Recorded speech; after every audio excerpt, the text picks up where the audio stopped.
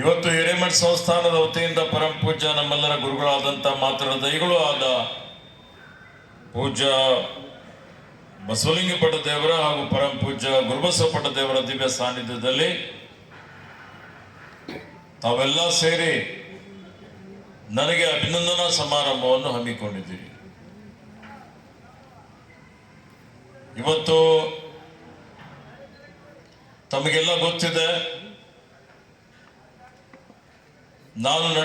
ಬಂದಂತ ದಾರಿಯಪ್ಪ ಏನು ಅಂದರೆ, ಒಂದು ರಾಜಕಾರಣದ ಮನೆಯಿಂದ ನಾನು ಬಂದಿದ್ದೇನೆ.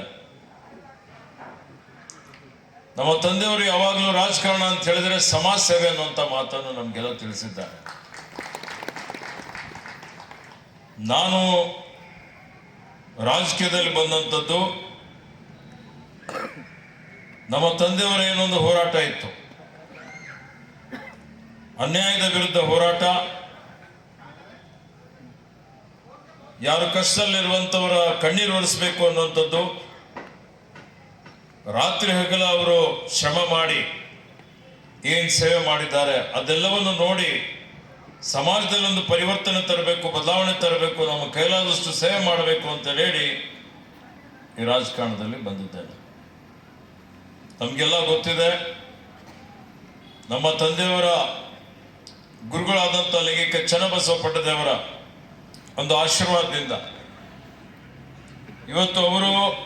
ಅವರ ಕಾರ್ಯಕಾಲದಲ್ಲಿ ಅವರೇನು ಸಮಾಜಕ್ಕಾಗಿ, ಜನರಿಗಾಗಿ, ರಾಜ್ಯಕ್ಕಾಗಿ, ರಾಷ್ಟ್ರಕ್ಕಾಗಿ ಏನೇನು ಕೊಡುಗೆಯನ್ನು ಕೊಟ್ಟಿದ್ದಾರೆ,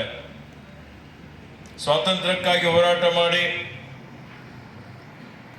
ಇವತ್ತು ಕಲ್ಯಾಣ ಕರ್ನಾಟಕ, ಹಿಂದಿನ ಹೈದರಾಬಾದ್ ಕರ್ನಾಟಕ ವಿಮೋಚನೆಯಲ್ಲಿ ಸಂಘರ್ಷ ಮಾಡಿ, ಹೋರಾಟ ಮಾಡಿ, ಕನ್ನಡಕ್ಕಾಗಿ ಹೋರಾಟ ಮಾಡಿ ಇವತ್ತು ಬೀದರ್ ಜಿಲ್ಲೆ ಕರ್ನಾಟಕದಲ್ಲಿ ಇರಲಿಕ್ಕೆ ಪೂಜ್ಯರ ಜೊತೆಯಲ್ಲಿ ಸಾಕಷ್ಟು ಸಂಘರ್ಷವನ್ನು ಮಾಡಿ, ರೈತರಿಗಾಗಿ ಹೋರಾಟ ಮಾಡಿ, ಜೀವನ ಪರ್ಯಂತ ಈ ಭಾಗದ ಸಮಗ್ರ ಅಭಿವೃದ್ಧಿ ಆಗಬೇಕು ಅಂತ ಹೇಳಿದ್ರೆ ಶಿಕ್ಷಣದಿಂದಲೇ ಸಾಧ್ಯ ಅಂತ ಹೇಳಿ ಅನೇಕ ಬಡ ಮಕ್ಕಳಿಗೆ ಅವರಿಗೆ ಶೈಕ್ಷಣಿಕ ಸೌಲಭ್ಯ ಒದಗಿಸಲಿಕ್ಕೆ ಶ್ರಮ ಪಟ್ಟು